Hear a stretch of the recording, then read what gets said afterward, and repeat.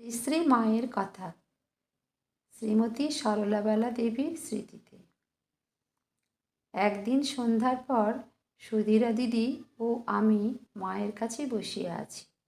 মা বলিলেন, যে একবার ঠাকুরকে ডেকেছে তার আর ভয় নাই।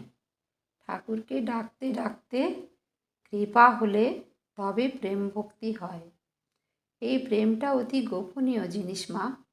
ব্রজগোপীদের প্রেম ভক্তি হয়েছিল, তারা এক কৃষ্ণকে ছাড়া আর কিছুই জানত না। নীলকণ্ঠের গানে আছে, ও প্রেমরত্ন ধন রাখতে হয় অতি যতনে। ইহা বলিয়া মা গানটি গাহিলেন। কি মিষ্ট গলায় মা এই গানটি গাহিয়াছিলেন তাহা আজ পর্যন্ত যেন কানে লাগিয়া আছে।